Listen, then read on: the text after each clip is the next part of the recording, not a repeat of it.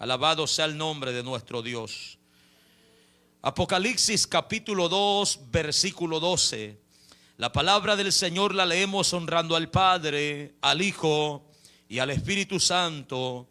Y a su letra dice: y escribe al ángel de la iglesia en Pérgamo, el que tiene la espada aguda de 2 filos, dice esto: yo conozco tus obras y dónde moras, donde está el trono de Satanás, pero retienes mi nombre y no has negado mi fe, ni aun en los días en que Antipas, mi testigo fiel, fue muerto entre vosotros, donde mora Satanás.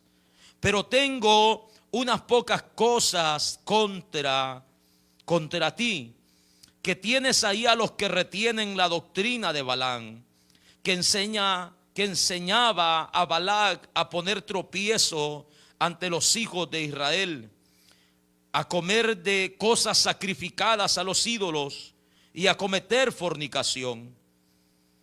Y también tienes a los que retienen la doctrina de los nicolaitas, la que yo aborrezco. Por tanto, arrepiéntete, pues si no, vendré pronto a ti y pelearé contra ellos con la espada de mi boca.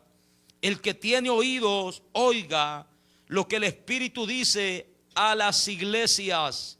Al que venciere daré de comer del maná escondido, y le daré una piedrecita blanca, y en la piedrecita escrito un nombre nuevo, el cual ninguno conoce, sino aquel que lo recibe. Oramos a nuestro Dios en esta tarde. Señor, te damos gracias porque tú eres bueno, Señor, y maravilloso. Gracias porque nos has permitido, Señor, una tarde más leer tu palabra desde este lugar, Señor. Tu palabra es vida, Padre de la gloria. Tu palabra es verdad, Señor. Tu palabra, Señor de la gloria, es, Padre, de edificación, de alimento, Señor amado, espiritual. Es la que nutre nuestra vida, Señor de los cielos. Gracias por tu palabra te damos en esta tarde. Pongo en tus manos mi vida, Señor. Pongo en tus manos la vida de cada uno de mis hermanos que se ha reunido en esta tarde, Padre. Toma el control de nuestras mentes, nuestros corazones. Ayúdanos a estar atentos, que por nada, Señor amado, el enemigo vaya a robar la bendición de su palabra en nuestra vida.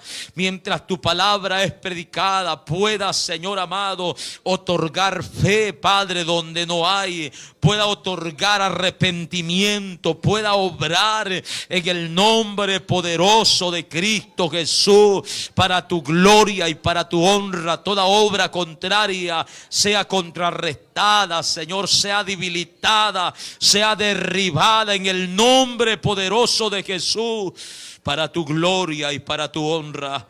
Te damos gracias, Dios mío, te damos gracias porque tú eres bueno, Señor, y tu misericordia es para siempre. Amén, Señor, y amén. Puede tomar su lugar, hermanos, en esta hermosa y bella tarde, aleluya.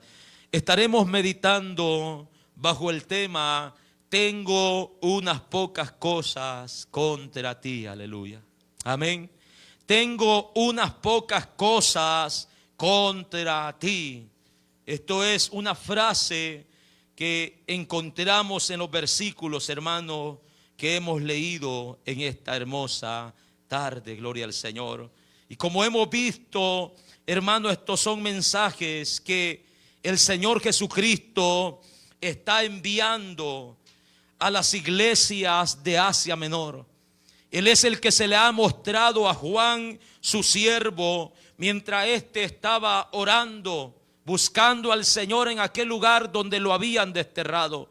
Él dice: yo estaba en el Espíritu en el día del Señor, cuando esa voz gloriosa vino, hermano, hasta sus oídos. Cuando sus ojos espirituales fueron abiertos y se le reveló el Cristo resucitado. Gloria al Señor. Qué maravillosa experiencia la que este hombre tuvo. De tal manera, hermanos, que cayó como muerto, dice la Biblia. Y Jesucristo puso su mano sobre él y le dijo: no temas, aleluya, yo soy el que estuvo muerto y ahora vivo. Y comienza a darle una descripción maravillosa, hermano, a mostrarle la revelación maravillosa de lo que es Jesucristo mismo glorificado. Y le habla a Juan y le dice: escribe las cosas que ha visto, las cosas que son y las cosas que han de ser después de esta. Comienza a dictarle estas 7 cartas. Es el Señor Jesucristo quien comienza a dictar estas 7 cartas, hermanos, al apóstol Juan. Juan agarra pluma y papel y comienza a escribir. Y le dice el Señor en esta ocasión: escribe al ángel de la iglesia en Pérgamo. Aleluya. Amén. Es Él, hermanos, el Señor Jesucristo, quien está dictando, hermanos, esta carta. Como ya hemos visto y lo seguiremos repitiendo, hermanos, durante estos 7 mensajes. Estas son enseñanzas que siguen vigentes hasta el día de hoy. Han sido enseñanzas que han servido en el ayer, sirven hoy y seguirán, hermanos, seguirán sirviendo el día de mañana, porque la palabra de Dios no cambia. Aleluya. La palabra de Dios, hermanos, es viva y eficaz, sigue obrando. Tenemos que seguir tomando estos principios maravillosos, estos mandamientos, estas reprensiones, todo lo que el Señor nos le enseña a la iglesia que Él ha comprado con su sangre. El Señor le dice: escribe al ángel. Primeramente, la carta, gloria al Señor, va dirigida al líder de ese lugar. No conocemos su nombre, hermanos, pero sabemos que es alguien que ha sido puesto por Dios en esa ciudad. Amén. Escribe al ángel de la iglesia en Pérgamo. Pérgamo, desde el punto de vista histórico, nosotros miramos que fue una ciudad importante en Asia Menor. Fue una ciudad, hermanos, donde se convirtió en un centro cultural, un centro también religioso, donde se encontraba una biblioteca que fue una o llegó a ser una de las más famosas en ese tiempo o en el antiguo tiempo. Una ciudad, hermanos, idólatra, entregada a la idolatría. Edificó grandes templos dedicados a dioses, hermanos, ahí como Atenas, como a Dionisio, a un dios llamado Zeus. Y también, hermanos, adoraban a los emperadores. En ese tiempo, según la historia, estaba un emperador llamado Augusto, a quien, hermanos, le rendían culto, le rendían homenaje, lo adoraban, se postraban, le llevaban ofrenda, le celebraban, hermanos, festividad. Eso era Pérgamo, hermanos, una ciudad idólatra, completamente entregada a la idolatría. Pero el Señor es a esta iglesia que le está escribiendo. Ahí Dios en su misericordia levanta, hermanos, un candelero. Amén. En medio de esas tinieblas, hermanos, en Pérgamo, allí el Señor levanta un candelero, una iglesia, para que alumbre a los que están en ese lugar. Le dice el Señor: escribe al ángel de la iglesia en Pérgamo. Se describe el Señor en esta ocasión como el que tiene la espada aguda de 2 filos. Aleluya.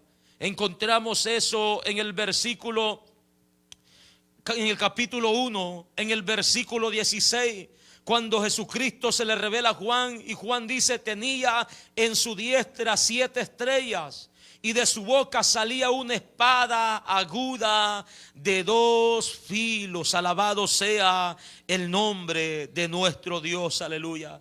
Una espada aguda de 2 filos. Esto habla, hermano, de que quien está hablando tiene, hermanos, poder y autoridad. Aleluya. Su palabra es poderosa. El escritor a los hebreos dice que la palabra de Dios es como espada de 2 filos, que penetra hasta partir el alma y el espíritu, que corta las coyunturas, los tuétanos, que discierne los pensamientos y las intenciones del corazón. La espada de 2 filos, Él es poderoso en palabra, cuya palabra es poderosa. Él es quien tiene el poder para salvar con el poder, hermano, de su palabra. Pero también Él, hermanos, corrige los errores de la iglesia. También Él trae juicio donde, hermanos, hay que traerlo. Aleluya. Habla de poder. La espada de dos filos habla que Él es un Señor de autoridad. Aleluya. Un Señor de autoridad. Y así se describe a esta iglesia, como el que tiene la espada aguda de dos filos. Y vuelve a repetir esta frase que encontramos en los 7 mensajes: yo conozco tus obras. Aleluya. Amén. Yo conozco tus obras. El Señor comienza a elogiar, hermanos, esta iglesia.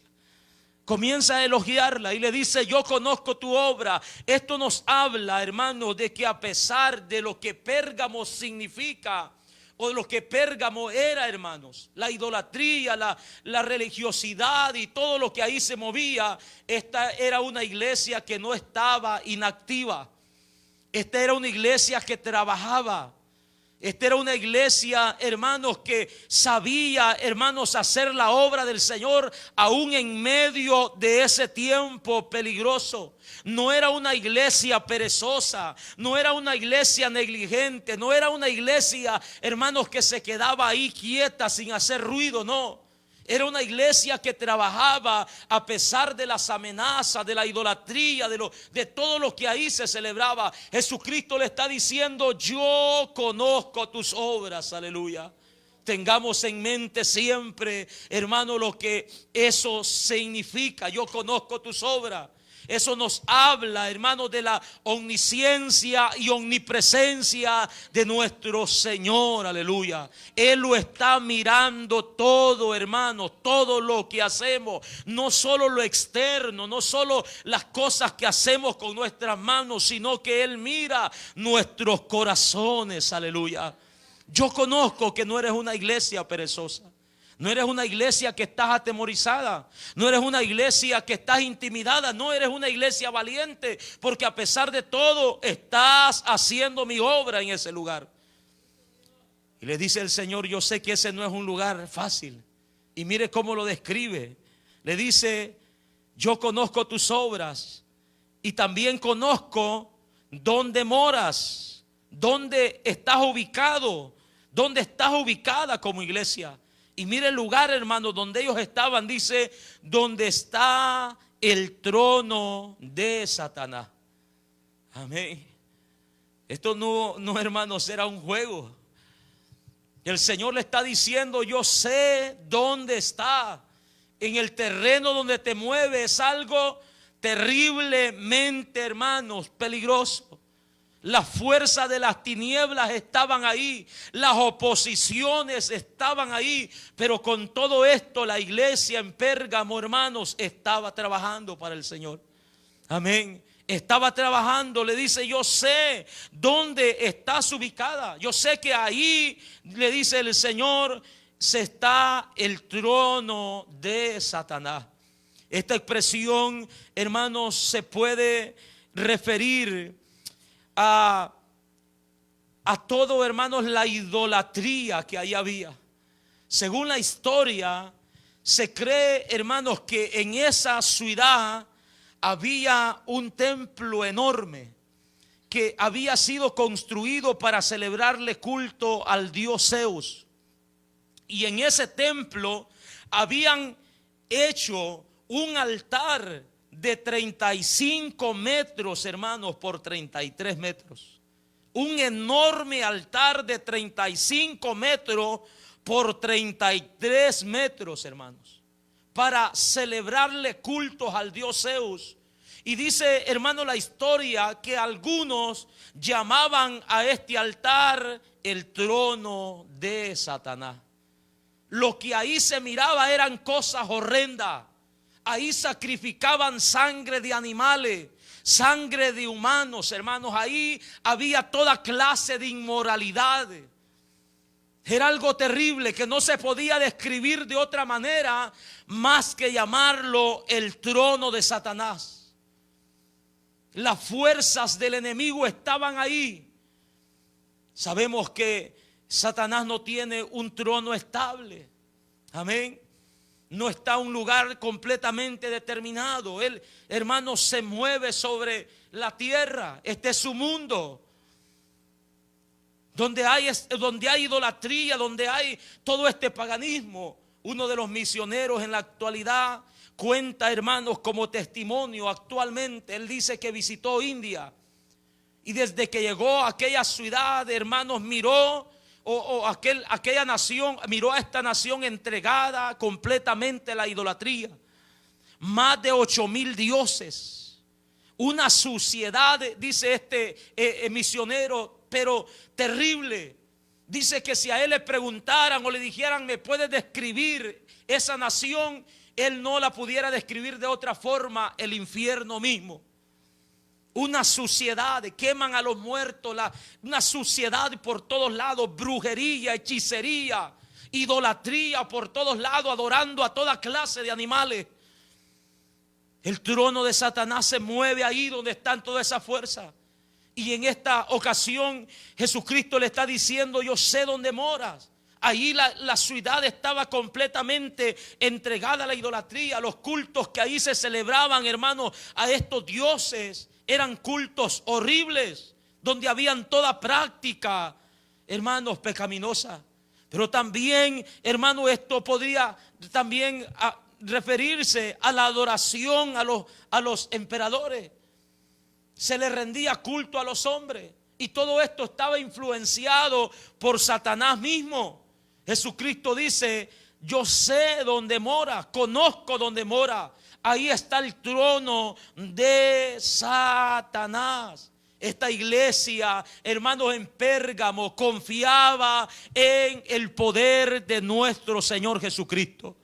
Esta iglesia, hermanos, creía a la palabra de nuestro Señor Jesucristo. Jesucristo había dicho a sus discípulos, sobre esta roca edificaré mi iglesia y las puertas del infierno no prevalecerán contra ella. Aleluya.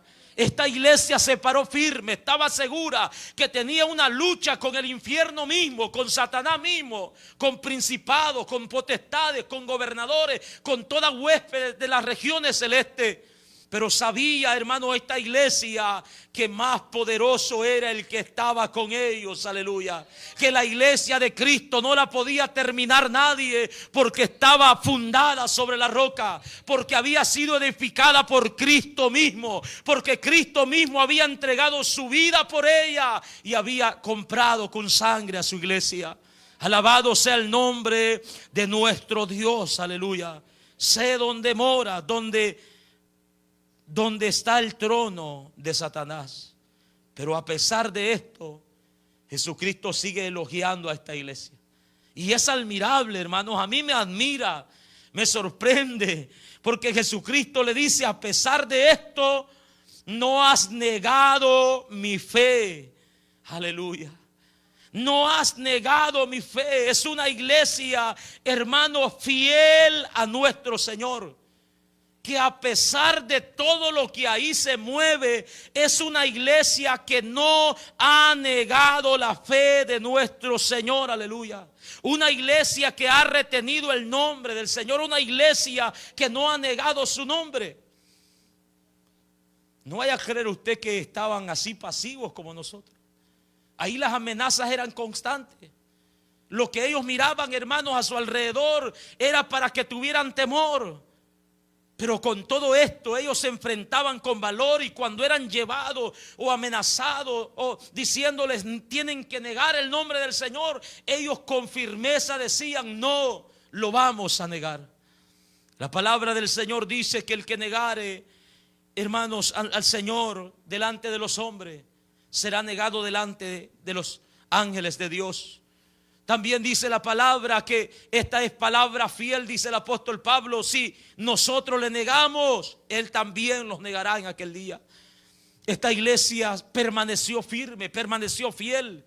No se dejó atemorizar por nada, a pesar de todo lo que allí se veía, hermanos. Esta iglesia mantuvo el nombre del Señor en alto, no lo negaban.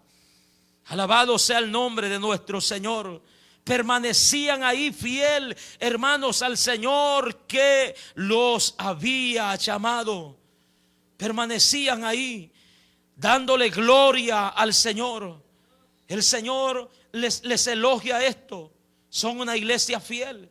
Son una iglesia que no han negado mi nombre a pesar de las amenazas. Pero también el Señor elogia la firmeza de esta iglesia. Le dice: ni aún en los días en que Antipas, mi testigo fiel, fue muerto entre vosotros, donde mora Satanás. Amén. Admira, elogia la firmeza, hermanos, que esta iglesia tiene en Cristo. A pesar de que de entre ellos han muerto hermanos por causa del evangelio. Amén. ¿Se imagina usted que esta tarde vinieran a sacar a uno de nosotros de aquí, hermano, para quitarle la cabeza allá afuera? Y dijeran: preparen la cabeza a los demás, que ahorita regresamos por ustedes. ¿Cuánto nos quedaríamos? Ya descabezamos al primero. No quiso negar al Señor. Ay de ustedes si se mantienen en la misma posición. ¿Cuántos de nosotros los mantendríamos en esa posición? Ellos miraron, hermanos, que cómo le dieron muerte a Antipas, un testigo fiel de nuestro Señor Jesucristo. Algunos historiadores dicen que Antipas, hermano, murió asado en un recipiente de bronce. Lo metieron en un toro metálico que ardía en lumbre. Y allí, hermanos, murió por la persecución a la iglesia de Cristo.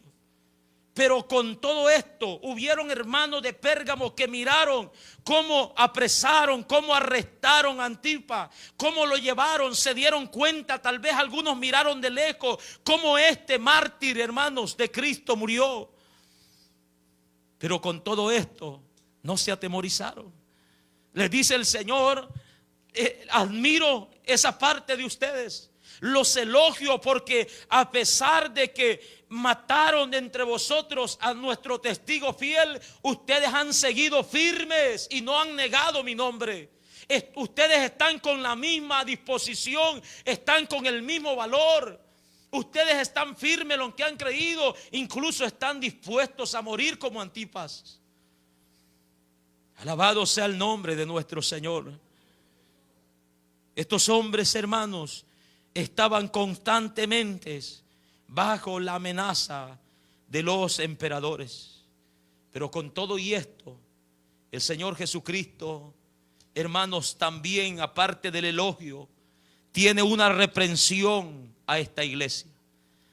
Y es aquí donde nosotros encontramos la frase del tema de esta tarde, en el versículo 14: pero tengo unas pocas cosas contra ti.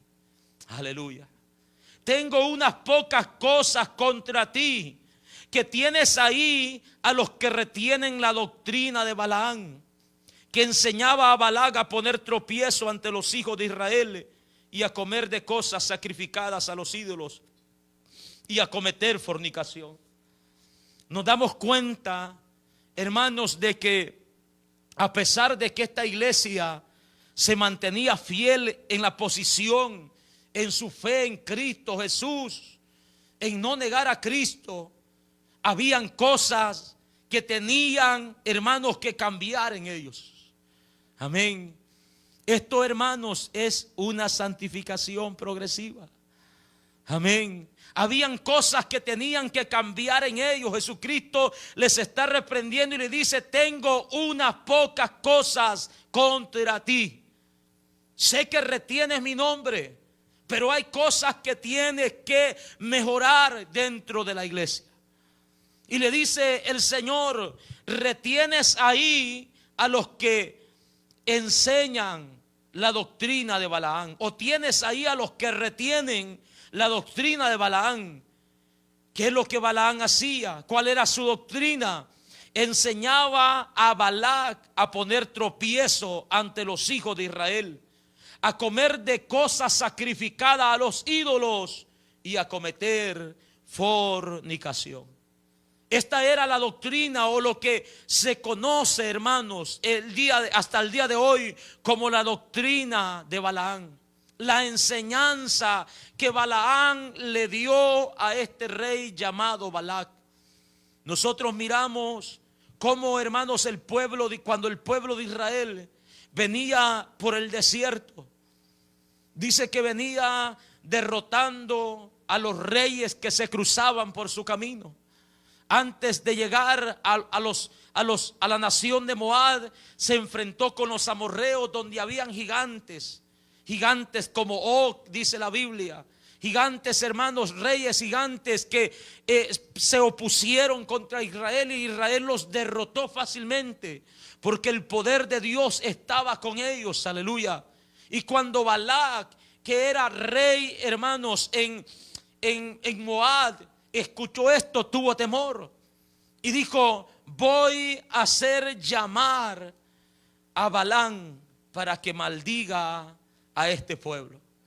Números capítulo 22, nosotros miramos cómo este hombre, hermanos, mandó a ofrecer toda clase de obsequios para convencer a Balaam que viniera y maldijera al pueblo de Israel. En el versículo 1 dice, en el versículo 5, por tanto, capítulo 22 de Números, verso 5, dice: por tanto, envió mensajeros a Balaam, hijo de Beor, en Petor, que está junto al río, en la tierra de los hijos de su pueblo, para que lo llamasen, diciendo: un pueblo ha salido de Egipto, he aquí, dice, que cubre la faz de la tierra y habita delante de mí. Ven pues ahora, le dice Balac a Balaam, te ruego, maldíceme este pueblo, porque es más fuerte que yo. Quizás yo pueda herirlo y echarlo de la tierra. Quizás pues yo sé que el que tú bendigas será bendito, y el que tú maldigas será maldito. Y fueron los ancianos de Moab y los ancianos de Madián con las dávidas de adivinación en su mano. Eran regalos que se les otorgaban también a los adivinos, hermano.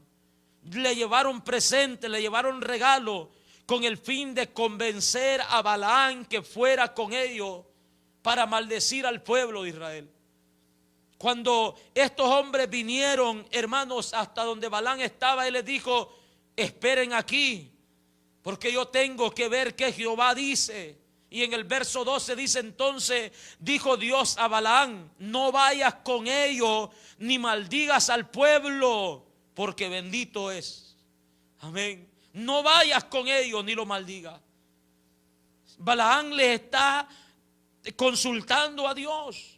Así que Balaam, en el verso 13 dice: se levantó por la mañana y dijo a los príncipes de Balac: volveos a vuestra tierra. Oiga lo que Balaam le dice: volveos a vuestra tierra, porque Jehová, óigalo, no me quiere dejar ir con vosotros. O sea, yo sí estoy de acuerdo. A mí me gustan los regalos que me traen, pero Jehová no me quiere dejar ir con vosotros. Y dice que los príncipes se regresaron. Le dijeron a Balac lo que Balaam les había dicho: no puedo traspasar la palabra de Jehová. De alguna manera sabía que iba a pelear con Dios. Volvió a enviarle nuevamente otros hombres y le dijeron: te vamos a honrar mucho y te voy a dar lo que me pidas, pero ven y maldice a este pueblo.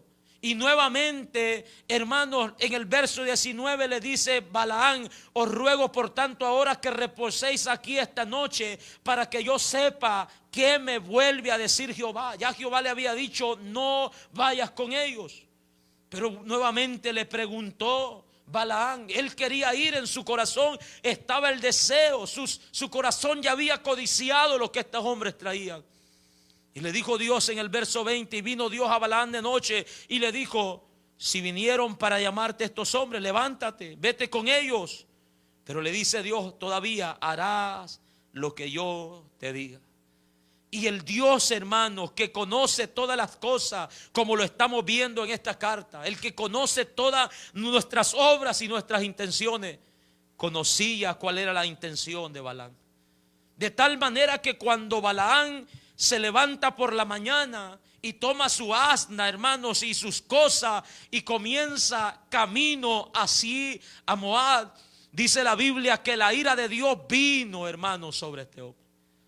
La ira de Dios se encendió. Y dice que el ángel de Jehová se puso en el camino por adversario suyo, por enemigo suyo. El ángel de Jehová se puso en el camino y iba, dice, montado sobre su asna con los dos criados suyos. Y mire, el asna dice que vio el ángel de Jehová que estaba en camino con su espada desnuda en su mano. Y se apartó el asna del camino e iba por el campo. Amén. Ahí estaba el ángel de Jehová con la espada desenvainada para quitarle la vida a Balaam. La asna donde él iba montado dice que miró y se apartó del camino. Luego nuevamente se le vuelve a aparecer el ángel de Jehová más adelante. Y la asna también se vuelve a echar hacia un lado. Balaam comienza a enojarse con este animal de carga, hermano, y comienza a golpearlo. De tal manera que una vez más dice que el ángel de Jehová se le vuelve a aparecer en el camino y en un lugar donde no había salida. Y ahí el asna no halló para dónde hacerse. Lo que hizo fue que se tiró a tierra con Balaam encima. Y Balaam comenzó a golpearla nuevamente. Y mientras la golpeaba, hermanos, dice en el verso 28 que entonces Jehová, oiga esto, abrió la boca del asna. Él es soberano, hermano. Él hace hablar a los animales. Amén. Él hace lo que Él quiere. ¿Y quién le puede decir a Él, hermanos, lo que tenga que hacer? Dice que Jehová abrió la boca del asna, la cual dijo a Balaam: ¿qué te he hecho que me has azotado estas 3 veces? Y Balaam respondió al asna: porque te ha burlado de mí. Ojalá tuviera espada. Mire lo que Balaam le dice: ojalá tuviera espada en mi mano, que ahora te mataría. Y el asna dijo a Balaam: yo soy tu asna, sobre mí has cabalgado desde que tú me tienes hasta este día. He acostumbrado a hacerlo así contigo. Y él respondió: no, es primera vez que te sucede esto. Es primera vez que no me quieres cargar. Es primera vez que te extravías del camino. Y dice la palabra: entonces Jehová abrió los ojos de Balaam y vio el ángel de Jehová que estaba en el camino y tenía su espada desnuda en su mano. Y Balaam hizo reverencia, se inclinó sobre su rostro, y el ángel de Jehová le dijo: ¿por qué has azotado tu asna 3 veces? He aquí yo he salido para resistirte, porque tu camino es perverso delante de mí. El Señor conoce la intención del corazón del hombre. No hay nada oculto delante de sus ojos. Todas las cosas están desnudas y abiertas delante de su presencia. No hay nada que se pueda esconder delante de Él, dice la palabra del Señor. Le dice: yo conozco que delante de ti hay camino, delante de tu camino es perverso delante de mí. Y el asna le dice: Dios me ha visto, el ángel de Jehová me ha visto, y se ha apartado luego delante de mí estas 3 veces. Y si de mí, le dice, no se hubiera apartado, yo también ahora te mataría a ti y a ella dejaría vivo. Qué expresión más fuerte, hermano. Casi le está diciendo que alguien que se rebela contra Dios, hermanos, tiene menos valor que un animal. Prefiero un animal vivo, le está diciendo Dios, que un hombre rebelde a mi palabra. Amén. Prefiero un animal que sigue en sus principios lo que yo le he establecido. Isaías le habló al pueblo de igual manera. Le dijo: el asna, los animales conocen a sus dueños. El buey conoce a su dueño. El asno conoce el pesebre de su señor. Pero mi pueblo no entiende. Los animales son más obedientes a su criador que el hombre, hermano, en su rebeldía. Prefería, le dice Dios, matarte y dejar a esta animal viva. Entonces Balaam dijo al ángel de Jehová: he pecado. Confesó su pecado porque no sabía que tú te ponías delante de mí en el camino, mas ahora, si te parece mal, yo me volveré. Y le dice Dios: no, ahora vas a ir, te vas a presentar delante de ellos. Pero nuevamente le dice Dios: vas a hacer lo que yo te diga. Llegaron a aquel lugar y Balaam comenzó a pedir, hermanos, 7 altares con ofrendas, con un animal en cada altar. Y empezó, hermanos, ahí, y él sabía que Dios no iba a permitir que maldijera a su pueblo. Empezó él ahí a orar y de repente la palabra de Dios venía y empezaba, hermanos, a bendecir al pueblo, diciendo: ¿por qué he de maldecir yo al que Dios no maldijo? ¿Por qué he de despreciar yo al que Jehová no ha despreciado? Comenzó a decir en medio de todo esto: Dios no es hombre para que mienta, ni hijo de hombre para que se arrepienta. Él dijo que este pueblo iba a ser bendito y nadie lo puede maldecir. Comienza este hombre, hermanos, a levantar su voz, pero Dios no permitió. Dice Balaam: benditos son los que te bendijeren y malditos son los que te maldijeren. Comienza también Dios a hablarle por medio de Balaam a Balac, diciéndole todo lo que Israel iba a hacer, hermano. Lo que iba a hacer con ellos, lo que iba a hacer con otras naciones, porque el favor de Dios estaba con ellos.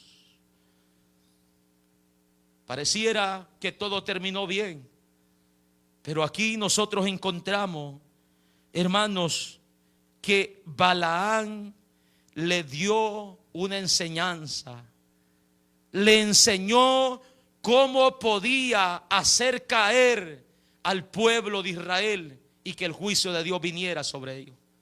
Yo no lo puedo maldecir, le dice Balaam, pero hay una manera, hay una forma en que cómo puedes hacerlo. Balaam conocía, hermanos, que el Dios de Israel es un Dios santo y que quiere santidad de su pueblo. En su corazón no había otra cosa más, hermanos, que avaricia y codicia. Y la palabra del Señor dice en 2 de Pedro, en el capítulo 14, describiendo a los falsos profetas, dice que estos falsos profetas tienen los ojos llenos de adulterio, no se sacian de pecar, seducen a las almas inconstantes, tienen el corazón habituado a la codicia y son hijos de maldición.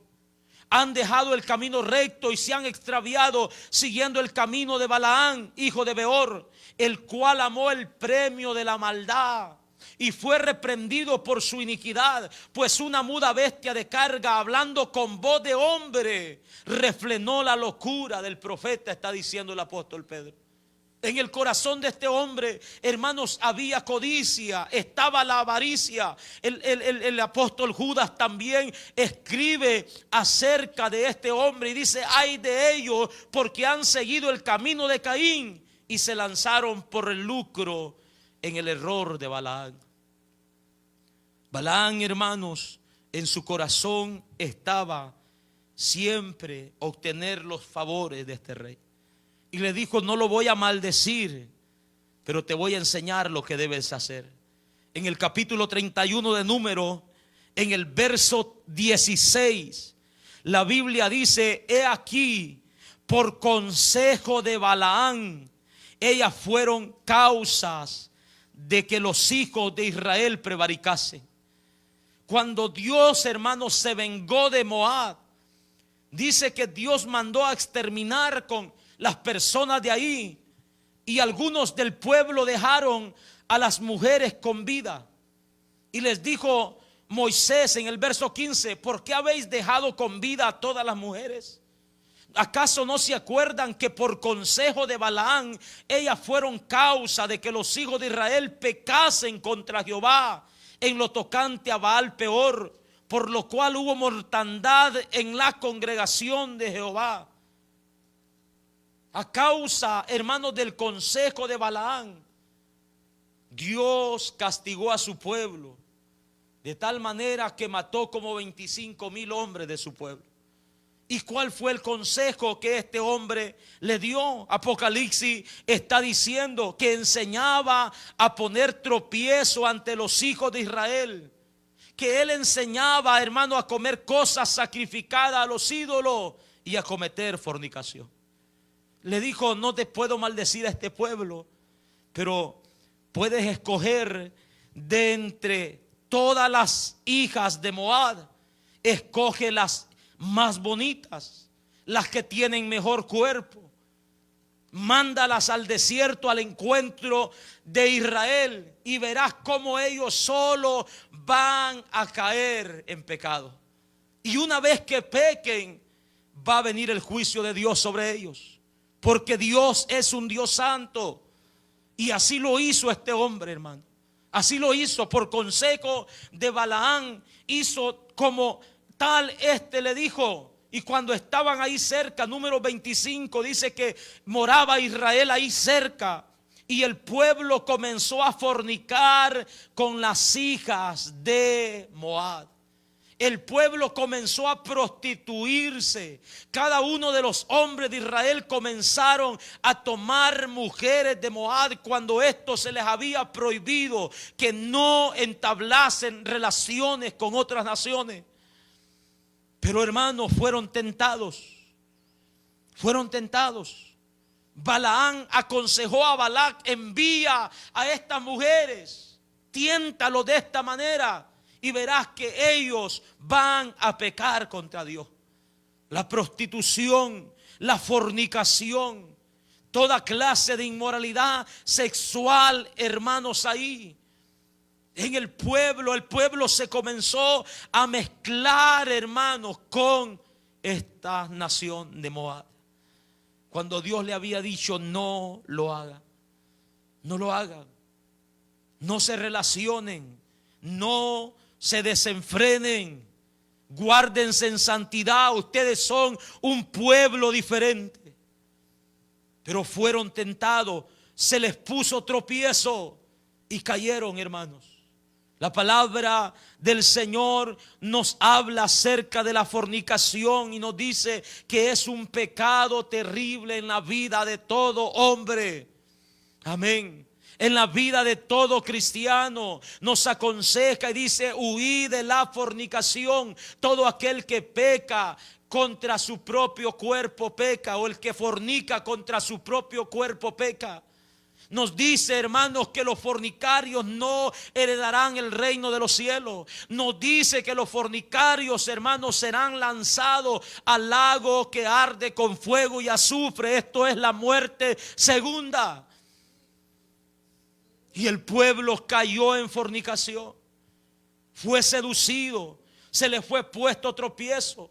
Jesucristo dijo: es necesario que los tropiezos vengan, pero ay de aquel hombre por el que vengan los tropiezos. Es mejor que se pusieran una piedra de molino al cuello y se lanzaran a los profundos de la mar.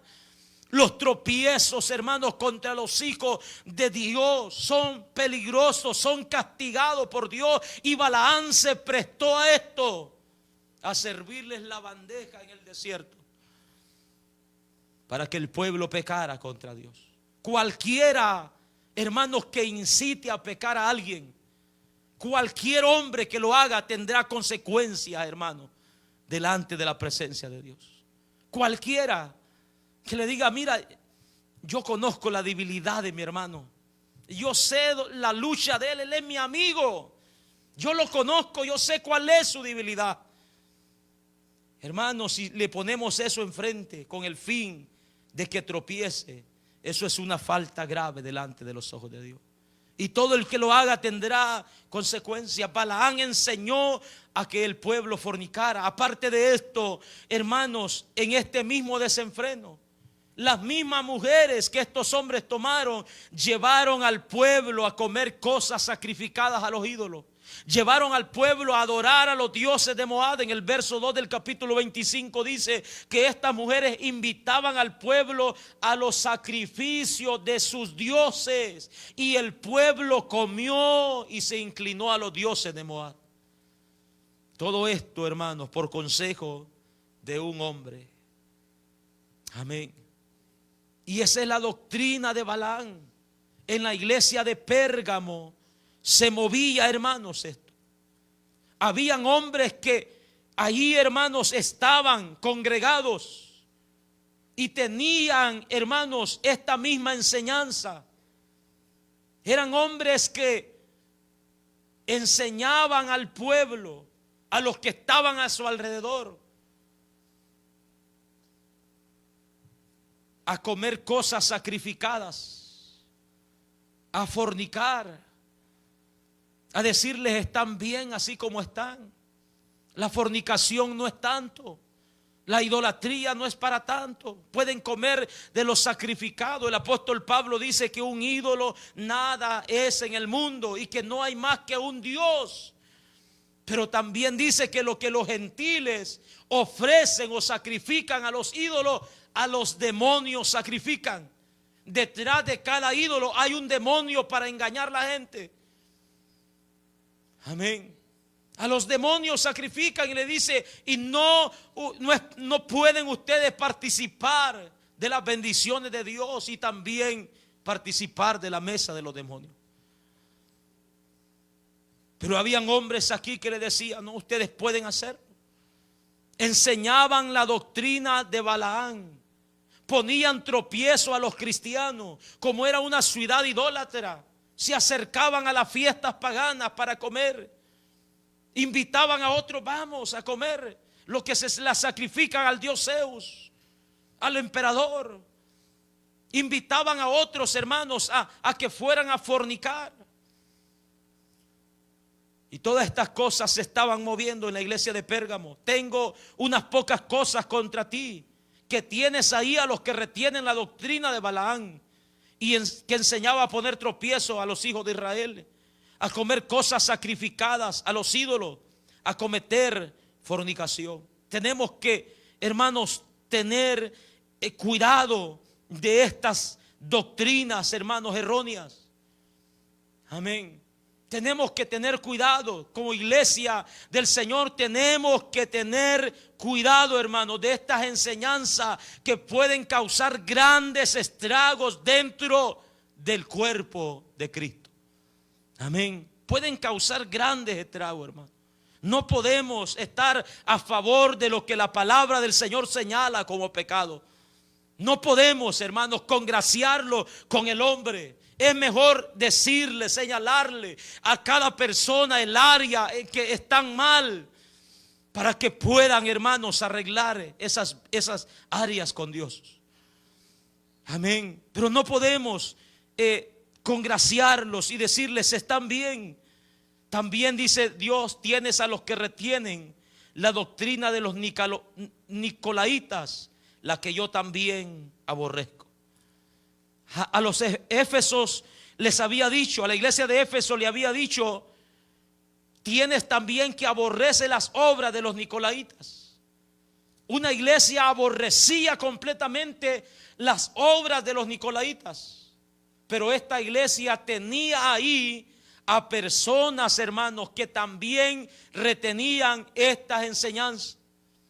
La Biblia no habla mucho acerca de los nicolaitas.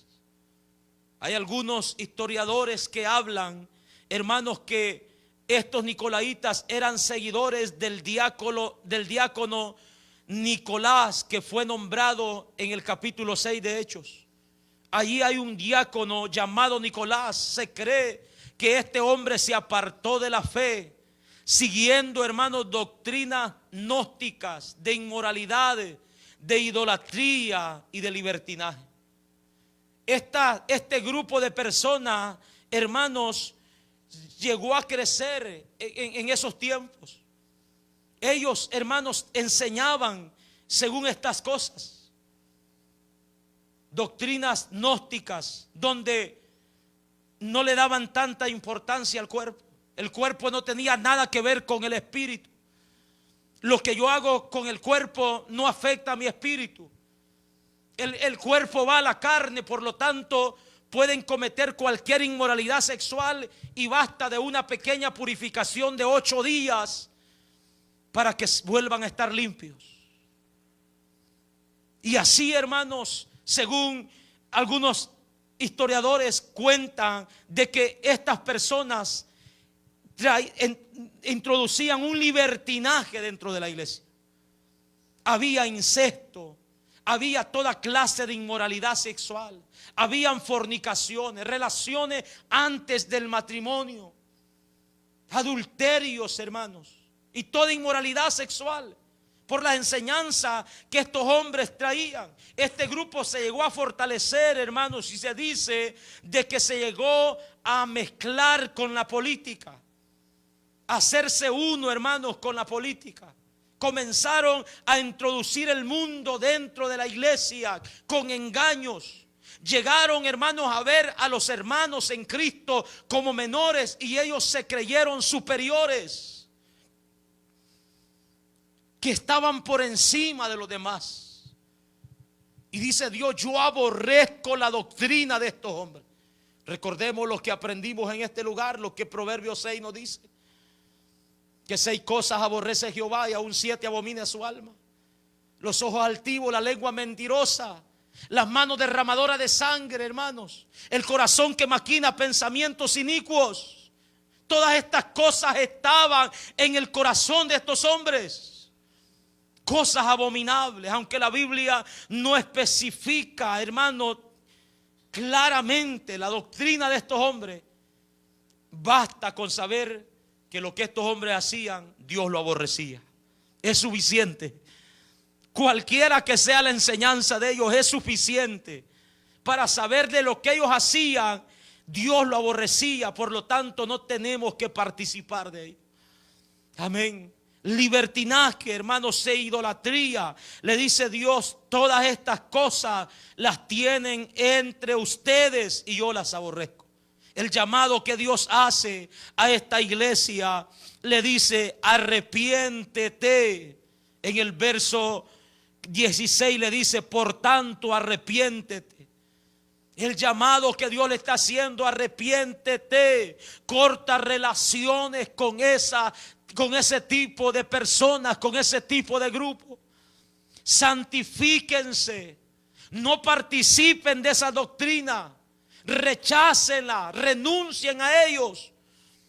Arrepiéntense, le dice Dios. Vuélvanse de ese error. La advertencia les dice: si no lo hacen, vendré pronto a ti y pelearé contra ellos con la espada de mi boca. Cuando leemos toda la historia, hermanos, de Balaam, nos damos cuenta de que el pueblo de Israel mató a espada a Balaam. Le cortó la cabeza. Nos damos cuenta que el ángel de Jehová se le aparece con una espada a Balaam. Y aquí el Señor está diciendo lo mismo: si no se arrepienten, vendré pronto a ti y pelearé contra ellos con la espada de mi boca. Los voy a destruir, dice Dios.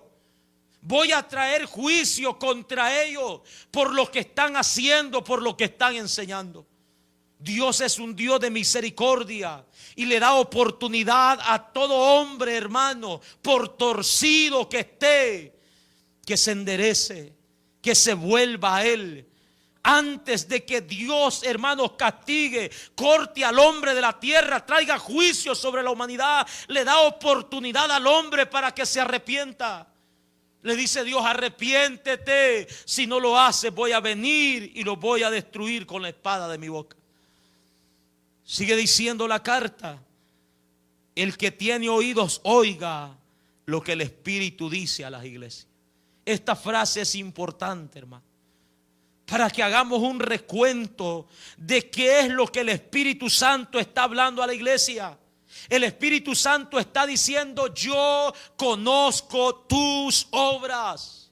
El Espíritu Santo también está diciendo: yo sé dónde estás morando y las dificultades y persecuciones que estás pasando. El Espíritu Santo también está diciendo: yo sé que eres fiel a mi palabra. Pero también dice: conozco que hay cosas que debes de cambiar en ti. Amén.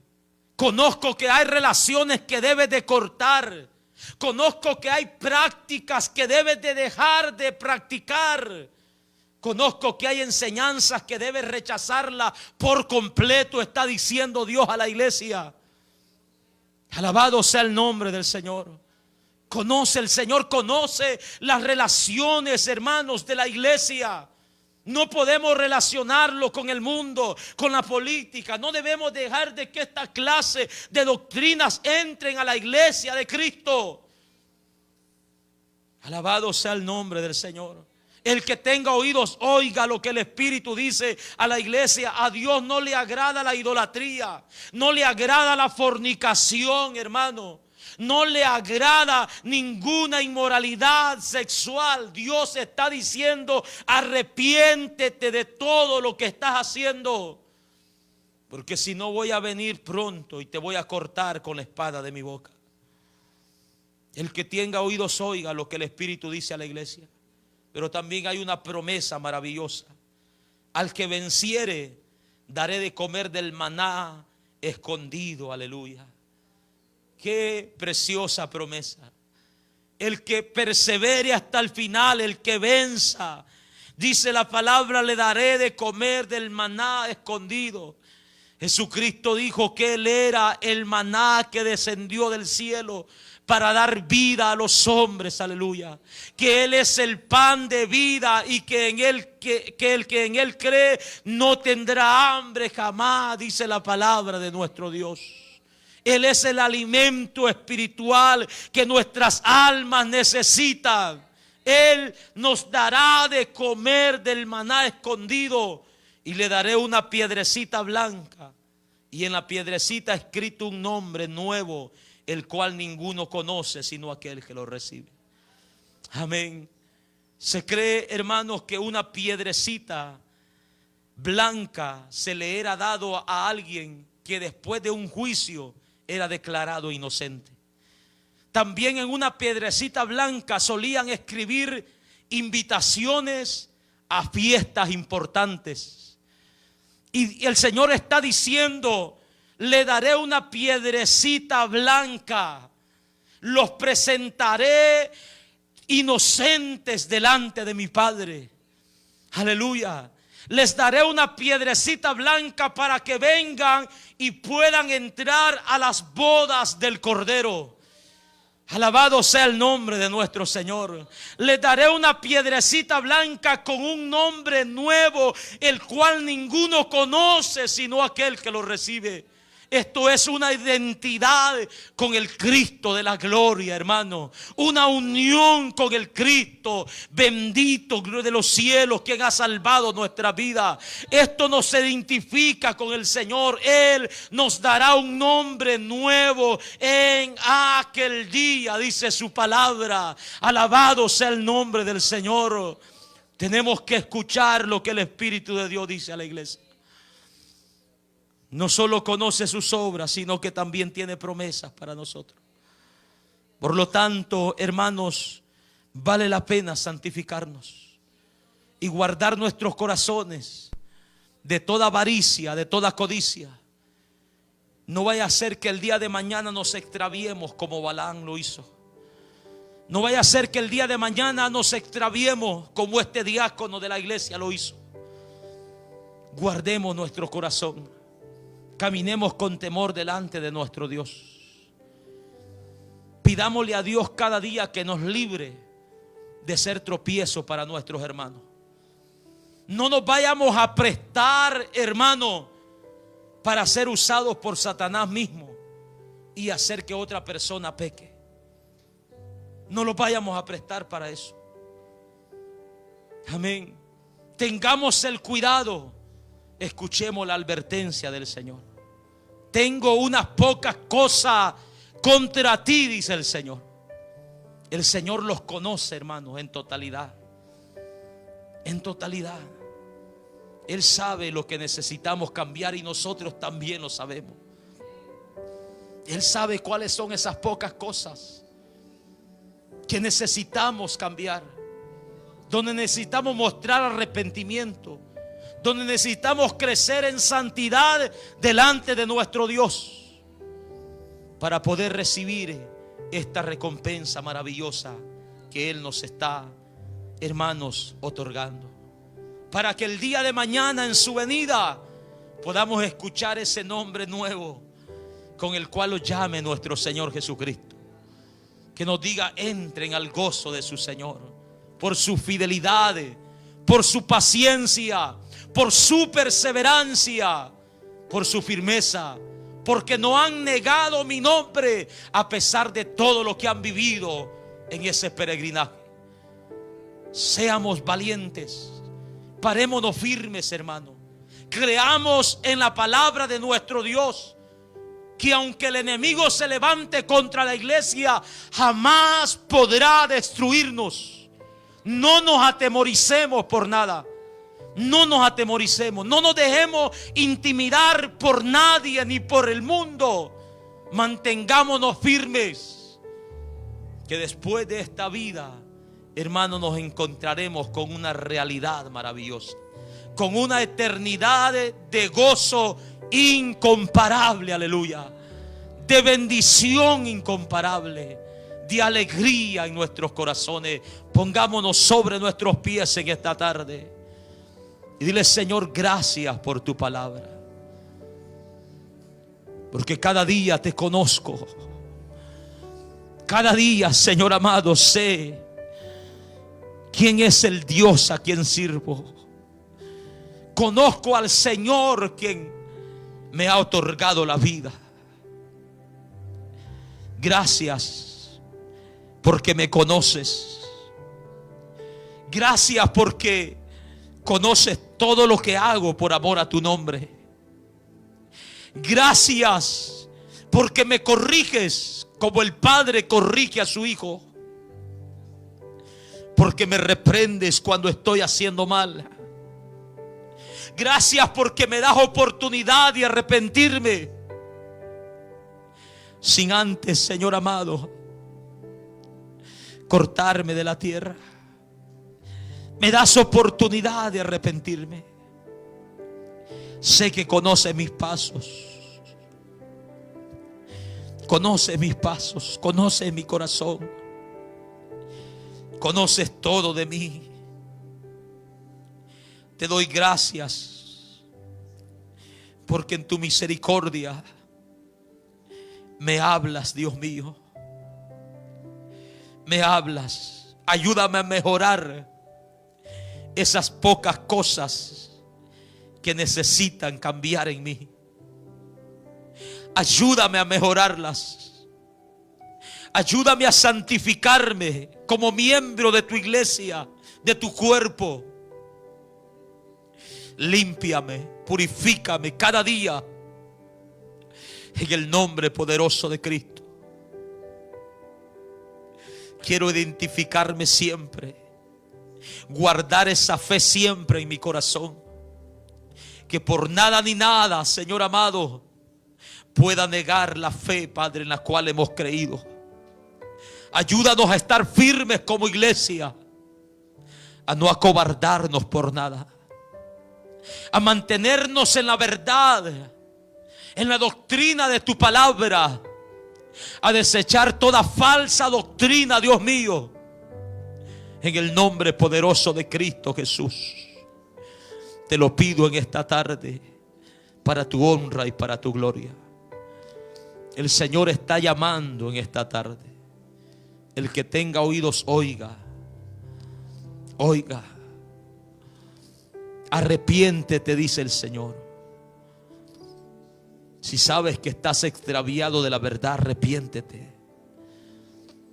Es mejor reconciliarte hoy con Dios, que tienes oportunidad. No vaya a ser que el día de mañana tengas que presentarte delante de Él. No vaya a ser que el día de mañana seas cortado de esta tierra y no tengas una buena relación con el Creador de tu vida. El Señor te dice: arrepiéntete, vuélvete a mí, cambia tu manera de ser, de pensar. Sígueme, dice el Señor. Si hay alguien en medio nuestro que sabe que necesita reconciliarse con Dios, venga a Cristo, creyendo que Él puede salvarlo, creyendo que Él puede perdonarlo y ayudarlo a seguir adelante. El Señor te llama El Señor te llama. Usted que está a través de los medios, no espere al día de mañana. Humíllese hoy delante de su presencia. Reconozca su condición de vida. Pídale perdón al que puede perdonarle. Busque la misericordia de Dios y humíllese delante de su presencia. Solo Él puede darte vida y salvarte de la condenación eterna. Señor, te damos gracias por tu palabra predicada. Hemos hecho, Señor amado, lo que has puesto en nuestro corazón, confiando en que su nombre será glorificado, no solo en los que estamos en este lugar, sino, Padre, hasta donde este mensaje llegue. Que tu nombre se glorifique, que sea de bendición tu palabra, Señor, para muchas vidas. Que nos lleve a reflexionar, que nos lleve a arrepentirnos, que nos lleve a humillarnos delante de tu presencia y a arreglar nuestras vidas delante de usted, para tu gloria y para tu honra. Gracias te damos, gracias te damos. Amén, Señor, y amén. Démosle un aplauso fuerte a nuestro Señor en esta tarde.